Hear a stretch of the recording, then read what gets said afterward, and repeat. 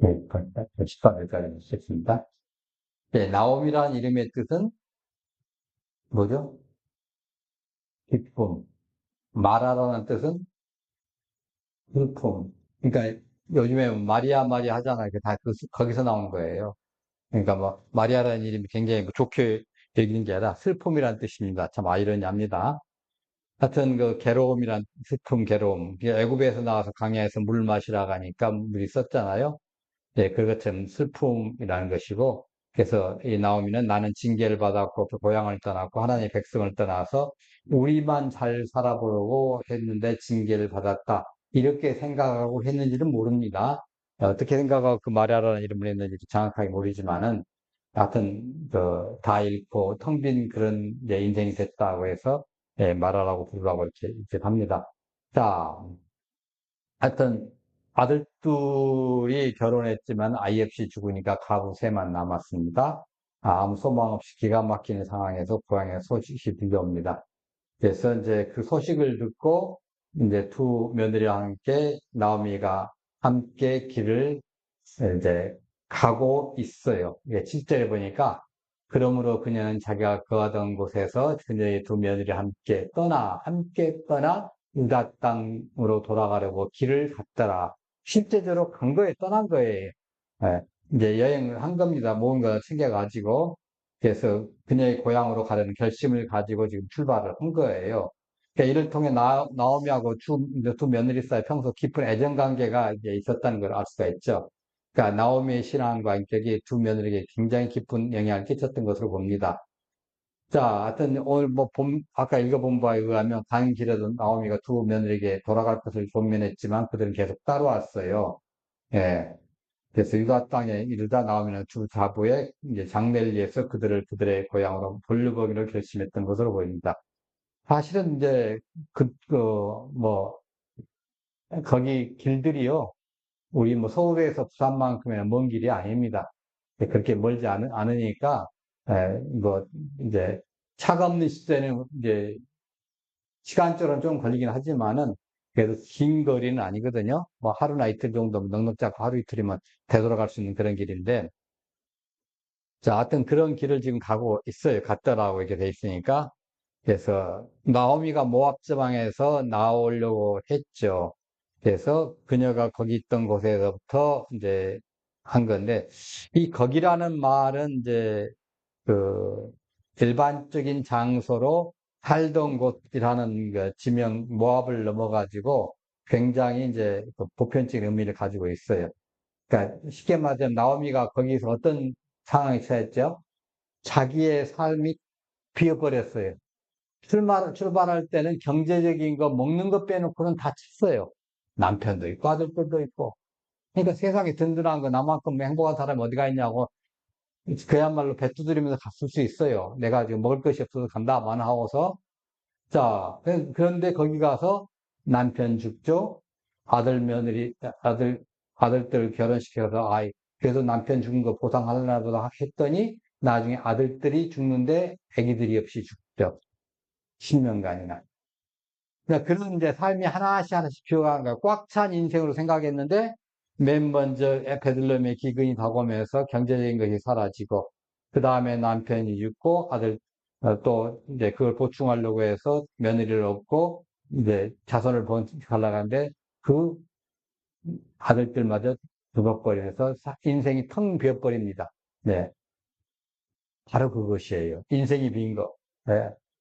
그래서 거기에서 이제 돌아오려고 하는데 이 돌아오려고 하는 행동은 혼자 돌아오려는 것처럼 그런 동사가 사용됐다는 거예요.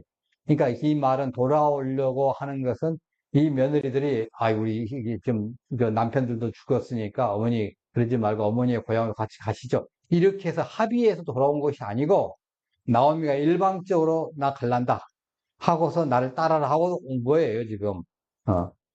그잖아요. 그래서 나오미의 개인적 결정인 게 주도적으로 돌아오는 상황에서 이 동작을 개별적으로 지금 한 겁니다. 그러니까 이 나오미 혼자서 결정하고 혼자서 이동하는 것처럼 보이는데 두 며느리가 뭐예요? 아직 확정적으로 따라오기로 결정된 것은 아니에요, 지금. 예. 그래서 지금 하는 건데, 실제로 보니까 나오미와 두 며느리가 함께 유다 땅으로 돌아가려고 하는 상황이 명확해져요. 그래서 그때부터 7절부터 와텔라크나 해가지고 복수동사가 사용됩니다. 그러니까 그 며느리도 그때는 어머니가 지금 가는구나. 저희들도 가겠습니다고 같이 따라 나섰다는 소리죠. 6절만 해도 혼자서 다 결정을 하고 나 갈란다 하니까 오케이 하고 며느리들도 같이 했다는 거예요. 만일에 그 사이가 별로 안 좋았다든가 뭐 시금치도 안 먹는 그런 정도의 관계가 됐다 가면 따라 나서겠어요? 어머니 인생 그동안 감사했습니다. 그러나 지금 어머니의 인생은 어머니 인생이지만 저희들의 인생이 있지 않겠습니까? 하고 데려가려고 해도 우리 여기를 친정으로 가가지고 제2의 뭐 개가를 하든지 그럴 한번 틈을 볼랍니다 하고서 빠이빠이 했을 거예요.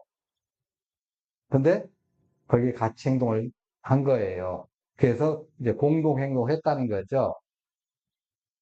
그러니까 이제 초기 단계에서는 두 며느리가 참여가 안 됐기 때문에 나오미가 일방적으로 결정하고 나오미 행동에 초점을 맞춰가지고 했다가 나중에 결정이 되니까 두 며느리도 같이 우리도 가겠습니다 하고 참여가 확정되기 때문에 이제 그때부터는 동사가 바뀌는 거예요. 같은 복수동사로. 그게 7절에 그렇게 해서 바뀌어진 거예요. 그래서 단수 동사를 사용해서 나오미의 개인적인 결정을 했는데, 예, 그렇게 해서 이제 우리가 볼 때는 야 나오미가 상당히 그 애로운 결정을 했구나. 며느리한테도 또 저기 하지 않고 그렇게 결정했는데 실제로 보니까 동사가 복수로 바뀌었다는 거 뭐예요? 그 결정한 것을 보고 그리고 준비하는 것을 보고 살았다는 거죠. 그러니까 두 며느리의 결심이 여기서 함께 거기에 같이 들어간 거예요. 이 얘기가 완전히 이제 좀 이제 상황이 확 틀어지죠. 다 빈 줄 알았는데 그래도 며느리들이 따랐다는 거예요. 나오미 인생이 완전히 텅 빈 것은 아니라 그래도 나오미를 따는 사람이 있었다는 거죠. 예, 이게 중요한 겁니다. 예, 그 가끔 가다가 이제 상담 심리하시는 분은 그렇게 해요. 그 이제껏 안면이 있던 사람들한테 가서 이유 불문 곡직하고 한 돈 10만 원만 빌려봐라. 평상시 거래관계가 없던 사람한테 이유 불문 곡직하고 묻지 말고 나한테 한 10만 원만 빌려줘. 했을 때, 그럼. 하고 흔쾌히 내줄 수, 물론 그 사람 경제적인 여건이 안 돼서 못 빌려준 사람 제외하고, 흔쾌히 빌려줄 수 있는 사람이 있다고 하면 괜찮은 인생에 산 것이다. 이렇게 이제, 그분들은 얘기를 하더라고요. 하여튼, 이 나오미가 아마 그런 것 같아요. 인생이 다 망한 줄 알았는데, 그래도 자기와 함께 하겠다는 사람들 있잖아요. 그래서 나오미는 아마 이때 든든했을 거예요. 예, 이때 아주 그죠? 그래서 그녀들이 유다 땅으로 돌아오려고 길을 가다가 이렇게 나온 겁니다. 길을 가다가 예, 예. 그러니까 또 며느리들이 이제 동행하려는 의도가 이제 뭐 어디가 있겠죠? 두 며느리 어딜 가는 거예요 지금? 유다 땅으로 가는 거예요. 예. 그 며느리들이 유다 땅으로 돌아가는 길을 가고 있습니다. 물리적으로는 유다 땅으로 이동하고 있습니다. 근데 의도가 좀 묘해요. 그렇잖아요? 바보들이, 이 며느리들이 나오미와 함께 유다 땅으로 가서 정착하려는 것인지, 이건 잘 몰라요. 그들의 동행이 아마 좀 멀리 동구밭을 넘어서, 이렇게, 예를 들어서 이제, 고향으로 간다고 하면, 이제, 뭐, 저쪽에, 우리 순천이나 뭐 그런 데는 한번 보십시다. 거기까지 걸어간다고 하면, 걔도 이제까지 살아온 정리를 생각을 해서, 우리가 한 천안쯤까지는 걸어가 주자, 같이. 이렇게 해서 갔는지 이건 잘 몰라요, 아직까지는. 의도가 조금 모호해요. 그래서 그런 것인지 아니면 유다 땅까지 완전히 가가지고 자기들도 같이 거기 가서 귀환하고 요즘 말하면 귀화하겠다는 것인지 이게 좀 모호한 거예요. 이게 좀 이렇게 분명해야 하잖아요. 얼마 전에 저 탁구 동메달을 딴 이제 여자 복식의 그 전지 선수가 그러잖아요. 우리 열 몇 살 때 우리나라에 이제 들어왔는데 10대에서 왔는데 한국의 귀화를 이제 그 감독의 권유가 있고 본인도 또 원해서 귀화를 했습니다. 귀화를 했는데 우리나라에서 법이 어떻게 돼요? 3년 동안 귀화 선수는 대표 자격이 없다. 그래서 올림픽이라든가 이거 못 나갔어요. 국제대회 못 나갔어요. 예. 왜냐하면 지금 단물만 빨아먹고 가볼 수가 있잖아요. 무조건 받아들이면, 아, 이번 올림픽에 내가 가겠습니다 하고 한다고 하면, 그러니까 올림픽 직전에 자기 나라로 떨어지니까 자기 나라에서 너 안 되게 사고 카트 당하니까 우리나라 와가지고 내가 여기 귀화해가지고 살 테니까 나를 받아주세요. 해가지고 한 사람 같으면 뭐 몇 개월 전에 할 수 있잖아요. 그런 거 올림픽. 그러고 나서 메달 따든 안 따든 간에 끝난 다음에 빠이빠이 하고 다시 가버린다고 갈 수 있다는 거예요. 그래서 3년이라는 기한을 준 것 같아요. 그러니까 뭐 이런 것이 뭐 어느 정도 일리가 갑니다.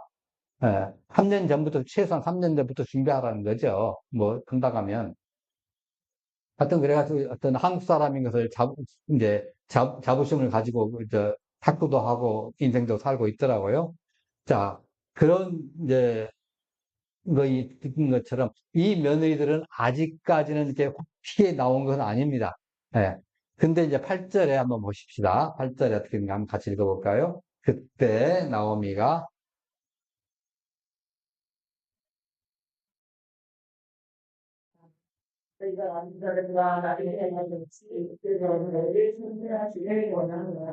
예.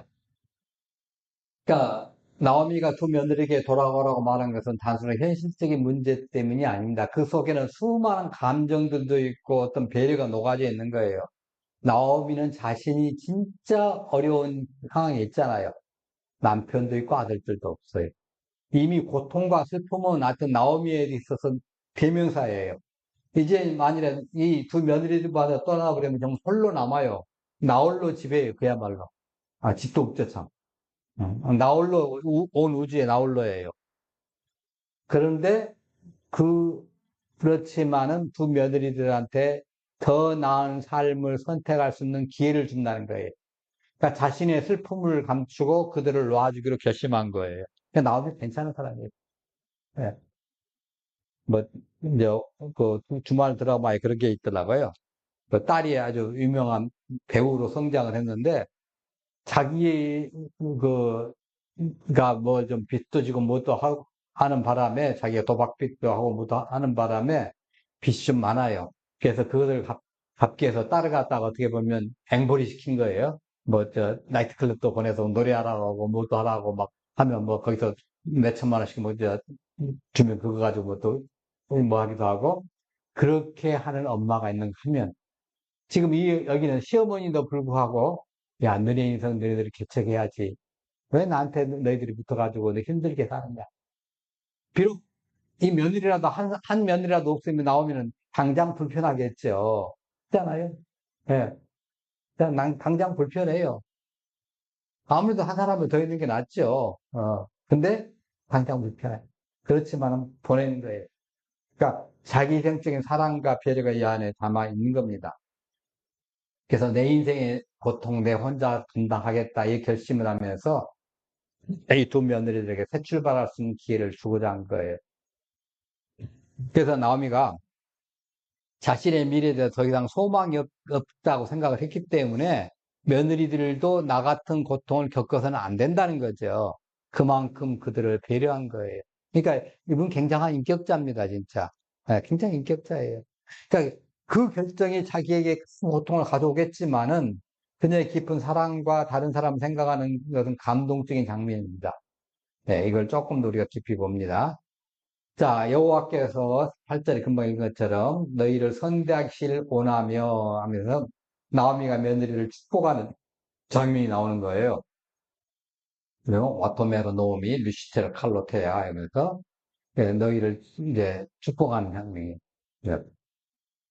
그래서 나오미가 두 며느리에게 이르되 너희는 각기 너희 어머니의 집으로 돌아가라. 레크나 슈아구나 이스라엘 베트임마. 근데 굉장히 이제 뭐 여러 가지 해석은 가능하지만요. 캠벨이라는 신학자 이렇게 얘기를 합니다. 어머니의 집이라 한 것은 뭐냐? 결혼과 관련됐다는 거예요.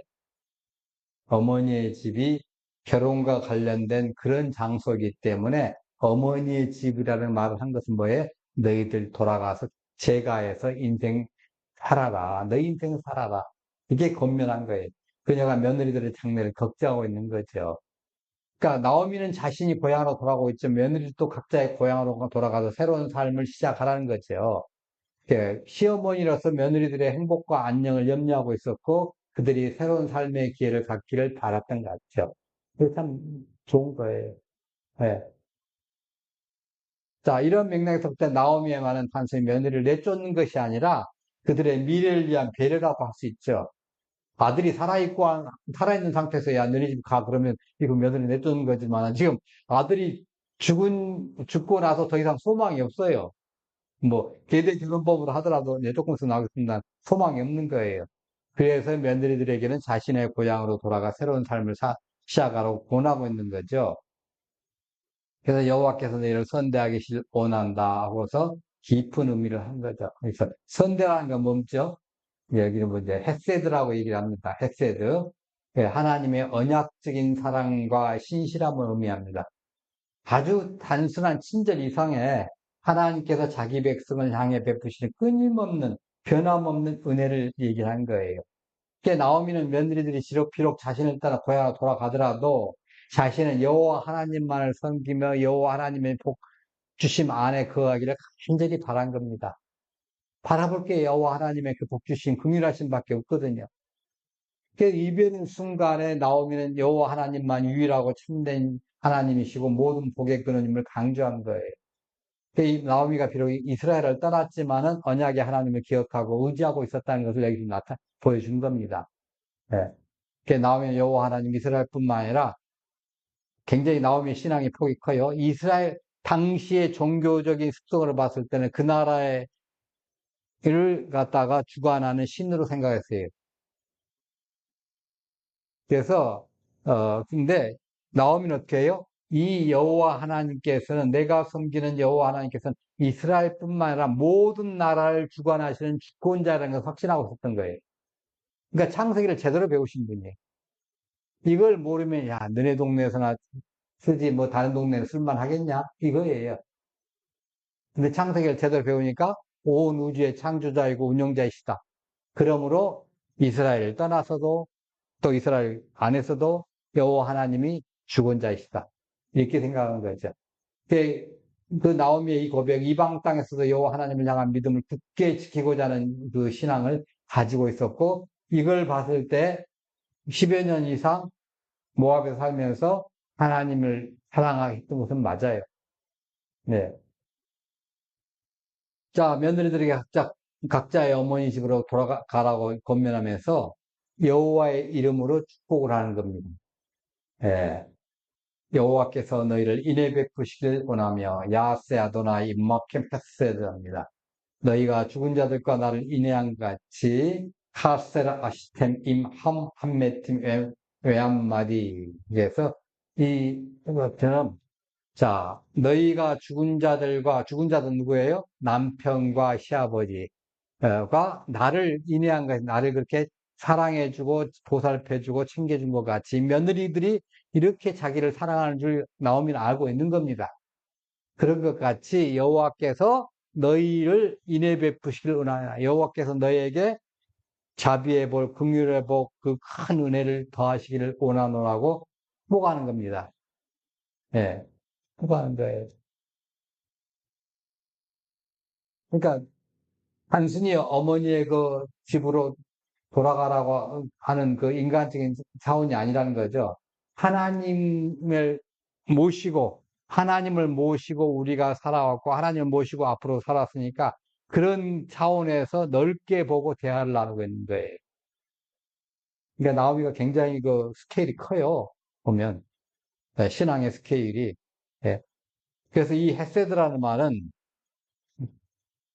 매우 중요한 그 개념이거든요. 약한 자에게는 공궁을, 예, 약한 자에게 또 직감에 약한 자가 힘들어할 때 그 공궁에 처했을 때 강한 자, 힘 있는 자가 자발적으로 베푸는 언약적 충성이라는 거죠. 자발적으로 베푸는 거. 그냥 누가 야, 네가 응?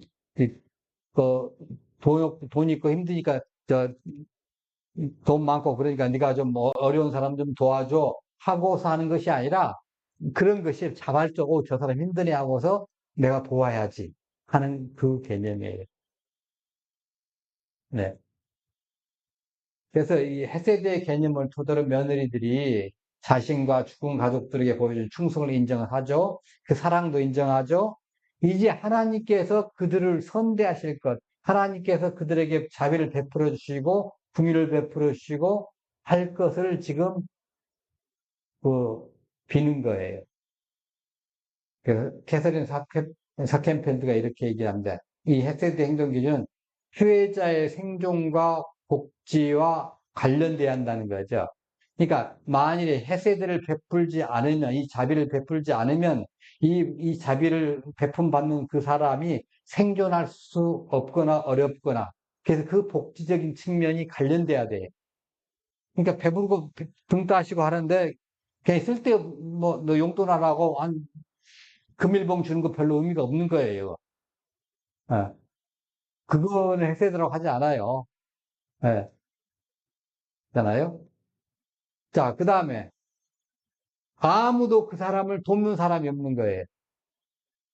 세상에 어떤 사람도 다른 사람을 이제 다른 도움을 줄 사람이 없어요. 그때 주는 게 이게 헤세드예요. 아무도 해줄 수 없어요. 예. 그 다음에 혜택을 받는 사람하고 혜택 주는 사람 사이에 기존에 좋은 관계 있어야 한다 이렇게 얘기합니다. 그러니까 이런 관점에서 볼 때 나오미가 며느리들에게 여호와의 인애를 이제 그 축복한 것은 기원한 것은 매우 적절하다 이렇게 얘기를 합니다. 그래서 나오미는 며느리들이 자신을 선대했던 것처럼 이제 하나님의 은총을 받을 수 있기를 바랍니다. 며느리들이 더 이상 자신을 따를 필요가 없음을 선언하고 있는 거야. 너희들 더 이상 나 따를 필요가 없어. 이런 이거 뭐예요? 내가 너희들 귀찮아서가 아니고 내가 너희들 필요 없어서가 아니야. 너희들의 장래, 너희들의 미래, 너희들의 행복과 안녕이 우선이야. 하고서 한 거예요. 시어머니 굉장히 깊은 사랑과 배려가 담긴 이런 말씀이죠. 자, 이런 말씀. 왜 우리 시어머니는 그런 시어머니가 아니었나 이렇게 생각하지 마시고 그런 시어머니가 되십시오. 그러면 여러분들의 아들, 손자쯤 되면 이제 그렇게 될 거예요. 그 며느리들이, 야, 우리 시어머니 이런 시어머니였어. 예. 먼저 우리가 돼야 돼. 그런 시어머니. 왜? 우리들의 시어머니는 이걸 안 배웠거든요. 예. 그분들은 눕기를 몰라요. 나오미를 몰라요. 근데 우리는 나오미를 배웠어요. 나오미를 배운 이상 이제 나오미 같은 시어머니가 되는 거예요. 자, 9절 봅니다. 그래서 너희 각자가 자기 남편에서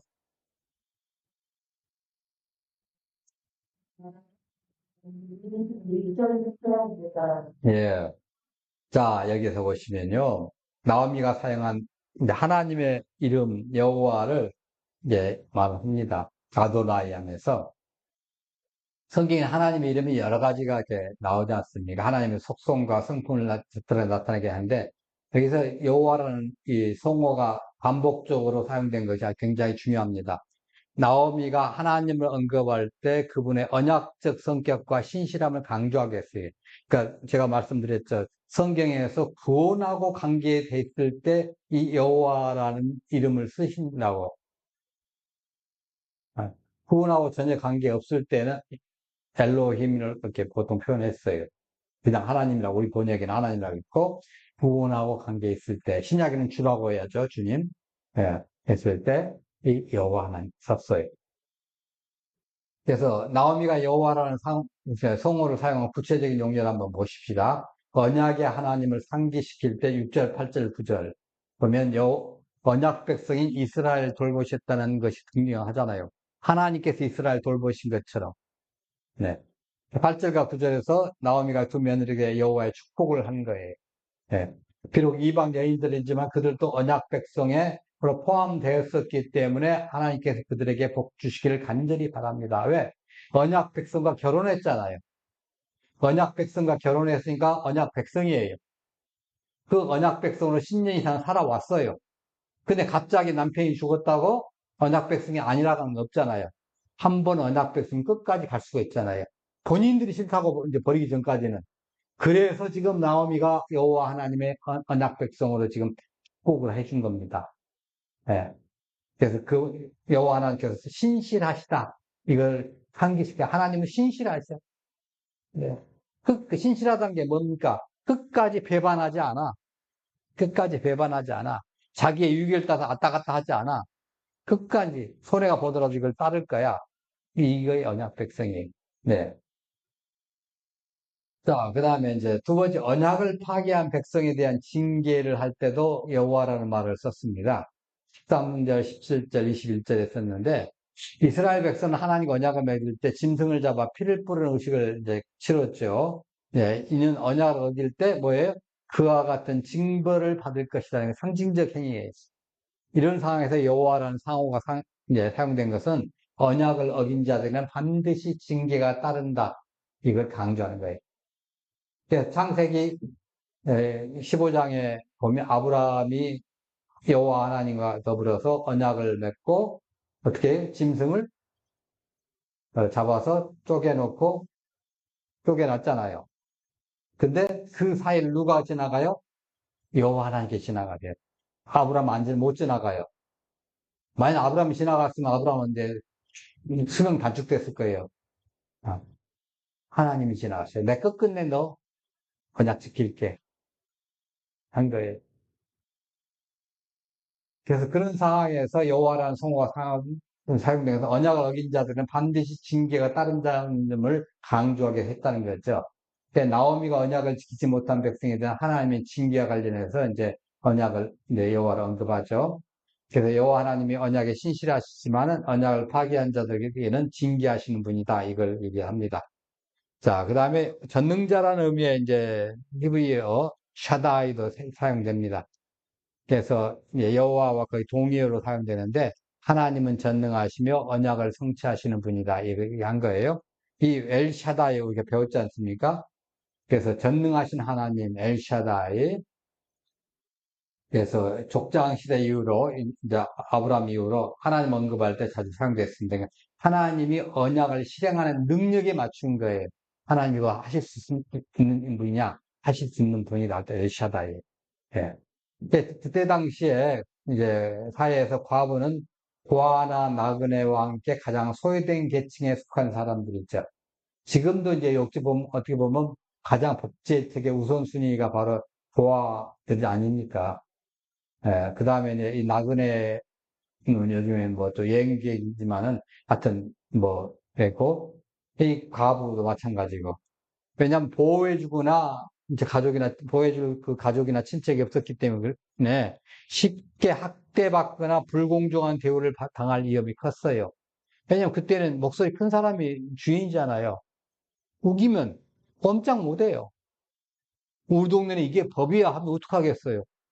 그 동네에서 밥이라도 뭐 하나 사 먹고 건강하게 살려면 안 그러면 이제 맞아 죽거나 뭐 쫓겨나거나 그럴 건데, 그러니까 이 고아와 가부와 나그네 학대받거나 불공정한 대우를 당할 위험이 컸죠. 이 하나님께서는 이들을 특별히 보호하라고 이제 구약 1법부터 명령하신 겁니다. 그래서 과부와 고아를 학대하지 말라, 이렇게 출애굽기 20장 22절 3절 여기 나와 있네요. 너는 과부나 고아를 해롭게 하지 말라. 내가 만일 그들을 해롭게 함으로 그들을 내게 부르짖으면 내가 반드시 그 부르짖음을 들으리라. 이게 무서운 말이에요. 반드시 그 부르짖음을 들으리라. 그러니까 저 사람이 아프다고 해가지고 네가 저 사람들한테 잘못하고 저 사람 힘들게 어렵게 해가지고 아프다고 하면 내가 그 아픈 거 그 고통을 해결해 줄 거야. 그럼 뭐예요? 상대적으로 그 아픔의 원인 제공자가 누굽니까? 나잖아요. 내가 힘들어 줄 거예요. 그거 너 생각하라는 거죠. 예. 그런 측면에서 이제 이 고아와 과부의 권리를 보호하고 이제 그들의 짐을 덜어주라는 거죠. 신명기 14장 29절 봅니다. 네, 너희 중에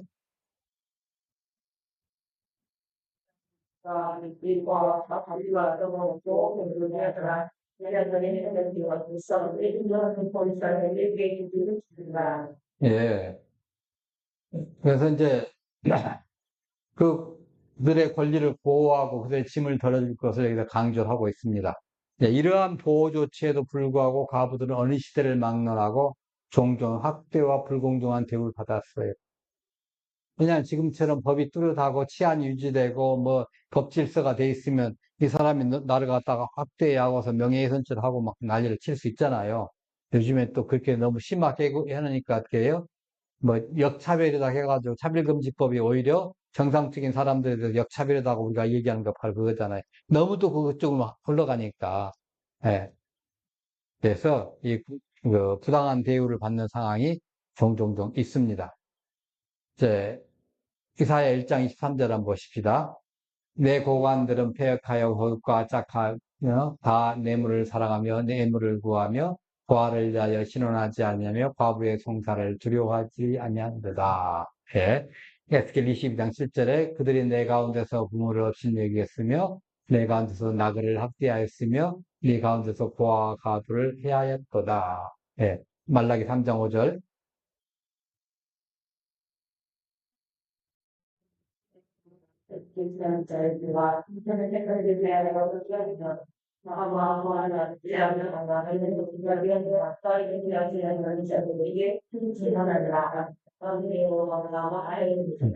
예. 그러니까 이 당시에 법이 있었고 율법을 하나님 법으로 이렇게 해놨어도 실제적으로 많이 그걸 어기고 고아와 가부와 나그네를 힘들게 했다는 거예요. 이러한 사회적 현실을 잘 알고 있었기 때문에 나오미는 자신의 며느리들이 자신과 함께 이스라엘로 가는 것을 극구 막고자 했어요. 더더군다나 지금 이스라엘 가면 뭐예요? 과부에다가 나그네잖아, 이방인이니까. 그잖아요? 이렇게 되는 거예요. 그 얼마나 힘들겠어요. 만일에 나오미가 마음 나이가 많다 보면 평균적으로 일찍 죽겠잖아요. 나오미가 자기 있을 때는 보호를 어느 정도 해준다 할지라도, 이런 그 이방인 같은 나그네라고 하고 멸시받는 부분에 대해서는 감사준다 할지라도, 물론 힘들겠지만은, 그러나 해줄지라 하지만은 평균적으로 나이가 먼저 죽을 거예요. 한 20년 정도. 그러면 이 며느리들이 또 고통당하잖아요. 이거 잘 알고 있는 거예요. 그래서 이 며느리들이 자신과 함께 이스라엘로 가는 것을 극구 막고자 하는 거예요. 당시 과부가 사회에서 보호받을 수 유일한 방법은 뭐예요? 재혼을 통해서 새로운 가정을 이루는 것입니다. 이 나오미는 두 며느리가 아직 젊기 때문에 그들이 새로운 가정을 이루어가지고 행복하게 살기를 간절히 바란 거예요. 그래서 나오미는 며느리들이 자신과 함께 이스라엘로 돌아간다면 과부로서 겪어야 할 그 어려움을 잘 알고 있어요. 왜? 봐왔잖아요. 자기가 시집 오기 전까지, 이스라엘 떠나기 전까지 다 봐왔어요. 그래서 그들을 사랑하는 마음으로 재혼을 공고한 겁니다. 예. 이러한, 이제, 시어머니, 할 만합니다. 예. 이러한 시어머니가 있다가 하면, 뭐, 요즘에 그야말로 정신이 완전히 나가지 않는 사람 아니고는 참 좋은 시어머니를 잘 모실 거예요. 하나님, 우리의 지체들이 이러한, 어, 시어머니, 시아버지, 또는 이제 그 장인 장모가 될 수 있도록 정말 내 자식만큼이나 사랑하고 애쓰고 그 입장에서 이해해주고 하는 그러한 사람 되게 해주옵소서. 그래서 예수 믿는 사람들은 예수 믿는 가족의 시집가면 정말 내 친정보다 더 좋더라. 이런 것이 이제 그 정착가 되는 그러한 그리스도인 공동체가 되기를 간절히 원합니다. 우리가 먼저 그런 사람이 돼서 그런 좋은 공동체 문화를 만들어 가기를 원합니다. 이걸 위해서 우리가 기도를 좀 하십시다. 오늘 여기까지 하시고 찬양을 드리십시다.